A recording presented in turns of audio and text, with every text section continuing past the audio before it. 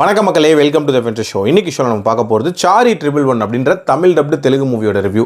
இந்த படத்தில் வெனிலா கிஷோர் தான் லீட் கேரக்டர் ப்ளே பண்ணியிருக்காரு.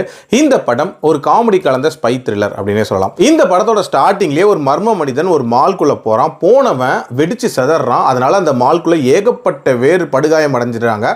இதை இன்வெஸ்டிகேட் பண்ணுறதுக்காக ஒரு ஸ்பெஷல் டீமுக்கு டாஸ்க் கொடுக்குறாங்க. அந்த டீம் தான் வந்து ருத்ரநேத்ரா, முன்னாள் சிஎம் தான் வந்து இதை ஃபார்ம் பண்ணியிருப்பாரு. இந்த டீமோட ஹெட் தான் வந்து முரளி சர்மா. இந்த கேஸை இன்வெஸ்டிகேட் பண்ண பிரசன்ட்ல ஏஜென்சி யாரும் அவைலபிளா இருக்க மாட்டாங்க.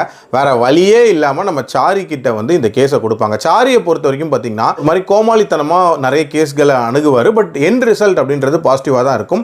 வேற வழியே இல்லாம கொடுப்பாங்க. ஸோ சாரி இந்த இன்வெஸ்டிகேஷனை எப்படி தொடங்குறாரு, அதுல என்னென்ன மாதிரியான விஷயங்களை கண்டுபிடிக்கிறாங்க, அண்ட் டுவர்ட்ஸ் தி எண்ட் என்ன ஆகுது அப்படின்றத அந்த படத்தோட கதை. எனக்கு இந்த படத்துல பிடிச்ச விஷயம் அப்படின்றது அந்த மர்ம மனிதன் ஏன் வெடிச்சு சிதறனா அப்படின்ற அந்த காரணம் இருக்குல்ல, அந்த காரணத்தை ரொம்ப நீட்டா இதுல சொல்லியிருப்பாங்க.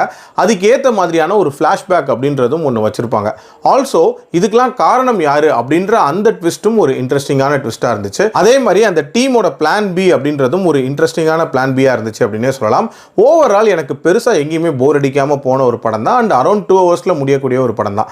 பட் இந்த படம் லாஜிக்கலாக கனெக்ட் ஆச்சா அப்படின்னு கேட்டிங்கன்னா கண்டிப்பாக லாஜிக்கலாக நிறைய பிரச்சனைகள் அப்படின்றது இருக்குது. அதுலேயும் முக்கியமாக இந்த படத்தை மேக்ஸிமம் வந்து காமெடி கலந்து கொடுக்கணும் அப்படின்ற மாதிரி தான் முயற்சி பண்ணியிருக்காங்க. ஒரு சில இடங்கள் நல்லா ஒர்க் அவுட் ஆனாலும் நிறைய இடங்கள்ல சீரியஸாக வரக்கூடிய போர்ஷன்லையும் காமெடி அப்படின்ற பேரில் திணிச்சிருப்பாங்க. அது கொஞ்சம் ஒட்டாத மாதிரி தான் இருந்துச்சு. ஸோ இன்னுமே இந்த டார்க் காமெடி எஃபெக்டிவாக இருந்திருக்கலாம். பட் கண்டிப்பாக ஒன்ஸ் ட்ரை பண்ணி பார்க்கக்கூடிய ஒரு படம் தான். என்னோட ரேட்டிங் இந்த படத்துக்கு 2.8 out of 5. அடல் கண்டென்ட்லாம் பெருசாக இல்லை, தாராளமாக பார்க்கலாம். மீண்டும் மருத்துவ விமர்சனத்தில் சந்திக்கிறேன். நன்றி, வணக்கம்.